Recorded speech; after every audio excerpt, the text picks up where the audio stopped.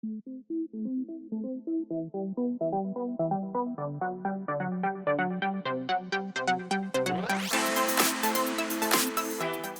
everybody, this is Graeme, and today I'm going to be looking at a game called Aeterna.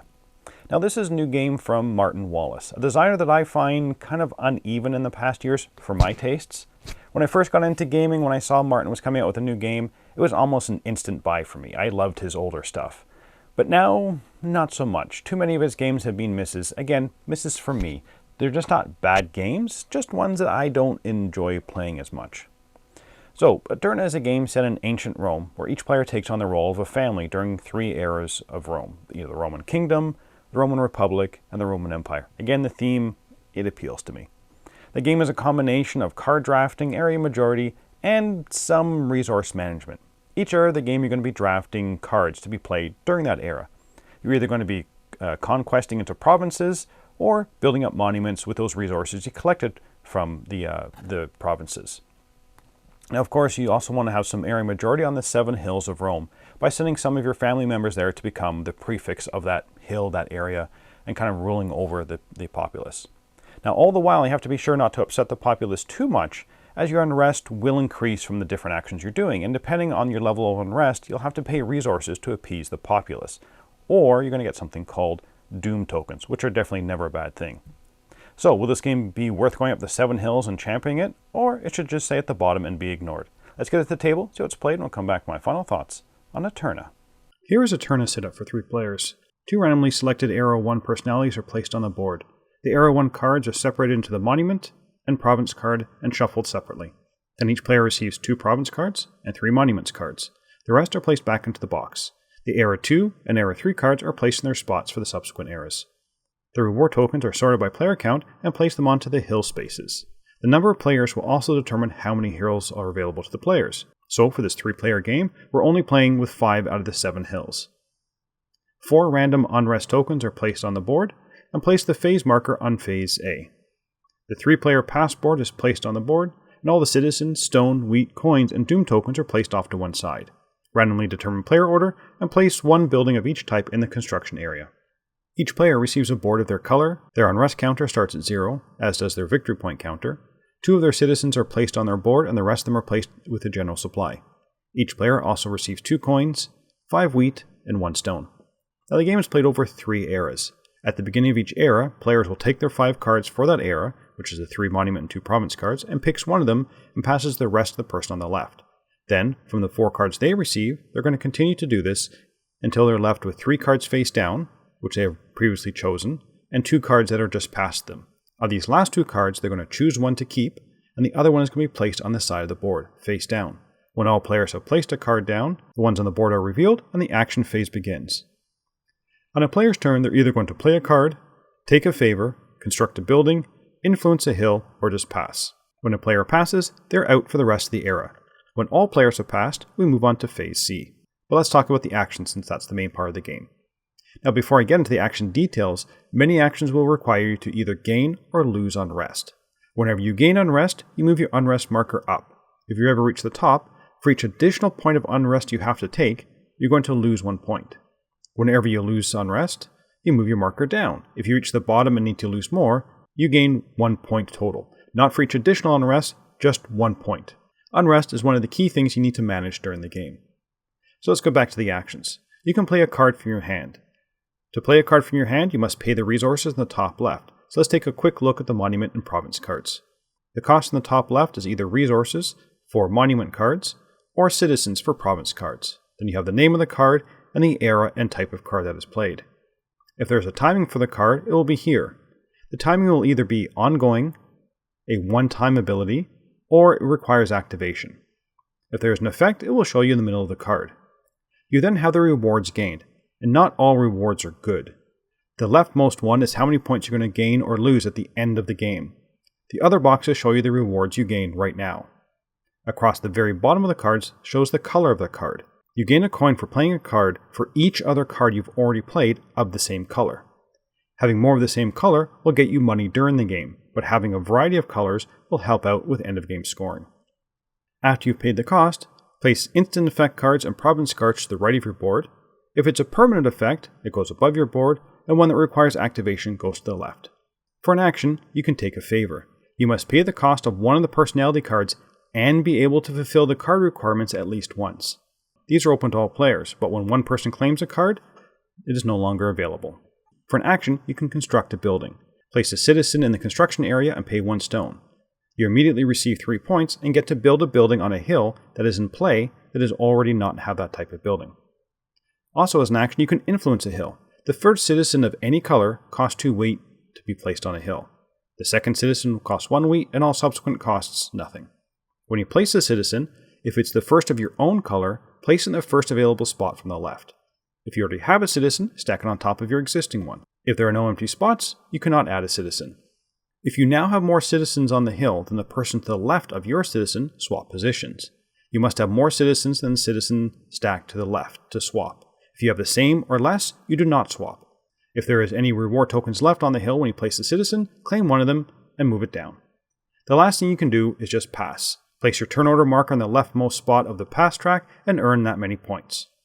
There are a bunch of free actions you can do, and they're shown across your player aid card. Now once all players have passed, you can then score the hills. The player in the leftmost position receives the highest point value showing and is the prefect of that hill. The second player gets the second most. We then move on to the devastation phase. The number of hills that need to be devastated is equal to the number of players minus 1. So in this case, with 3 players, 2 hills must be devastated. You identify the hill with the most citizens. If there is a tie, then all those tied hills will be devastated.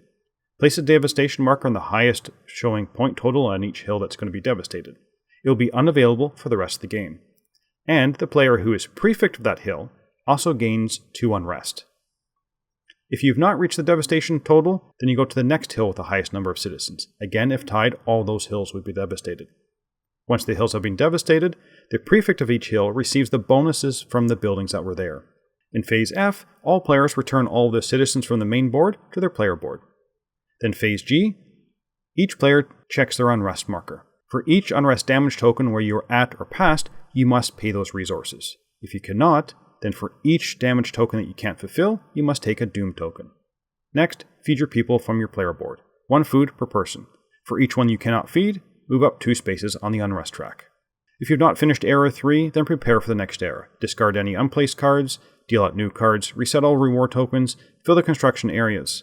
Any monument cards that require activation are put upright, and starting with the first player to pass, they decide in which turn order they would like to go.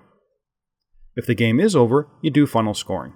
Convert leftover resources into points, score all of your played cards, then check for card diversity.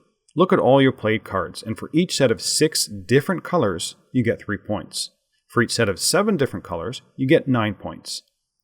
Finally, you evaluate your Doom tokens. Each player moves their Unrest token to the Doom track. For each Doom token you have, you will lose points based on how many negative points each Doom token is worth. If you end the game with your Unrest token in the last space of the Doom track, you cannot win at all, and you remove your point marker from the board. Then, the player with the most points is the winner. Let's get back to see what I thought about Aeterna. Let's start with theme and components. I do like the theme, but then I tend to enjoy Roman history. But it's really just kind of a loose shellac over the game. Does it help or hinder the teach? Not really. You're drafting cards to either get resources or spending those resources to get abilities. Or you're going to be sending your people for area majority. So although I like the theme, if the theme doesn't appeal to you, it can quickly be ignored. For the components, they're typical. I thought the rulebook did a good job of explaining the game. The components themselves are kind of what you would expect from this type of game. They're fine. I'm never a big fan of having one resource that are 2 slightly different sizes representing different values. I wish they had picked some other way to do it, but that's just a nitpick. So now we move on to the gameplay. It's a good, solid game. You know, you take a bunch of mechanisms you've seen before and mix them all up, and you get this game. Now, of course, that can be said for an awful lot of Euros. And here the mix works good. I don't think it's great, though. So what sets this game apart from other kind of similar Euros? Well, I think this game does is kind of introduce that direct player interaction with control over the hills. And that way you can also control which hills are going to get devastated later on in the round. It also introduces some pretty negative results for having too high of an unrest. And I find this focus on managing an unrest is one of the keys to the game, and one I didn't enjoy. When you're drafting cards, you're often looking at how they're going to affect your unrest. This also hinders the engine building of the game. Since you're only playing 3 eras and playing 4 cards, you're not really given a chance to build up fun, large engines. You can get kind of little engines going, but often they're stymied by the need to manage that unrest. You don't want to have too much unrest, which means, oh, I'm not going to play this card because it's going to give me unrest. As you can probably tell, I'm not a huge fan of that threat of that unrest. So what about the area majority part of the game? This piece I think works a bit better. I like that if you go out early, it makes it more expensive, but it means that people after you have to add more family members to take over that top spot. That being said, I'm not sure it's actually worth it. Being second does mean you get less rewards, but then there's no risk to you. When you're first, you get the most points and the benefits from the buildings, as long as the buildings have been built on your hill. If there are no buildings, it's almost better to take second, fewer points, but 0 risk. And sometimes later in the round, players are just putting out their workers on the hills to kind of force it to be triggered during the devastation phase. This way you're punishing the first place person, so bringing down the leader with unrest, but you're still getting points. And I wasn't a big fan of that either. At the beginning of the game, some of the hills are obviously better than others because they're worth more points, but it also means that these are going to be the first ones devastated because that's the ones people are going to go to. But there almost seems to be too many hills in play. In a 3-player game, there are 5 hills, each with 2 spots. Again, 2 spots for a 3-player game. Now, your workers are limited. So in my games, it never felt like there was a huge amount of fighting for the hills. Often people were fine to be just second. It wasn't worth their time or resources to get any more than that. For the main loop of the game of drafting cards and playing your cards, it does a decent job. The monument cards are interesting, but the province cards are just kind of resource generating cards, which are necessary, but ultimately uninteresting. The monument cards are where it's at, but they tend to be fairly expensive, so you're only going to be playing a couple each round. Often you pick a monument card early on when you're drafting. Then you just draft 2 or 3 more province cards just to be able to pay for that one good card you want to pay. But then you look at the unrest and think, well, now I can afford to play this card, but can I afford to take the unrest? Now this game does give you the option of discarding a card from your hand or cards on your turn to generate resources or reduce unrest. But since you only start with 4 cards per round, it seems almost like a huge waste. But you'll probably be doing it at some point in the game, and you can't carry over any unplayed cards to the next era. So you can't keep cards as almost fodder for the next round. This piece of the engine building feels just a little too stunted for my liking. Quite often in the last round, people are just discarding cards to bring down their unrest, which is not fun. Now, I know I've been harping on about this unrest. Sometimes it could be a strategic option to get unrest to get more powerful cards out and even taking doom tokens. If you can make enough points that puts you far enough ahead of the other players by taking that unrest and potential doom tokens, knowing you're going to lose some points at the end of the game because of those doom tokens, it could be an option. I've seen a couple people try this. Although they didn't win, they did come in second, so it is a viable option. It's just one that doesn't feel good to me. So would I recommend this game? I'm going to come down just on the no side. This game is just not for me. I just dislike the negatives of the game a little too much for me to recommend it. Now, I did like the monument cards. They were by far the most interesting things to play, and for me, really the highlight of the game. I always enjoyed trying to figure out the possible combos as I was drafting those cards. And I like the idea of the unrest, the idea of the balance between the actions and the consequences. I also thought the hills were an interesting idea and that their mechanism was intriguing to me. The core gameplay loop was quick and easy to understand, if a little, again, uninteresting. But for me, I felt too restrained by the negative consequences.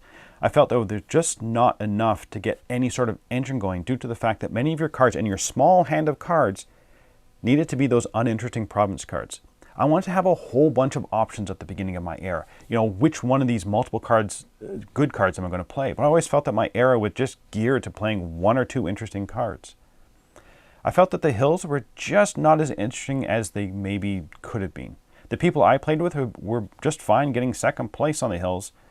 Maybe if all players on the hill got some negatives or the first place was worth even more, I'm not sure about the balance then.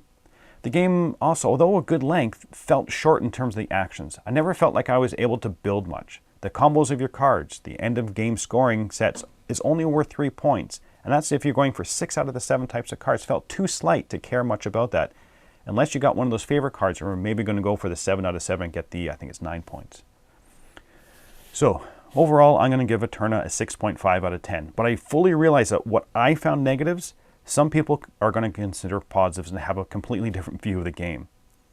And the negatives individually weren't huge issues, but they're just kind of little issues for me. But they added up to take away too much of the enjoyment from a pretty standard game for me to want to come back to this one.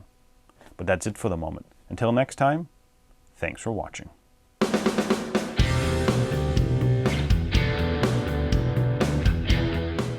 Hey folks, thanks for watching another one of our videos.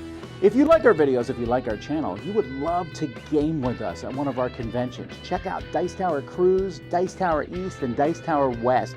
Fantastic conventions where we play games with wonderful people, a humongous library, and lots of other events and stuff. Also, don't forget to check out our channel, like and subscribe. I'm Tom Bassel.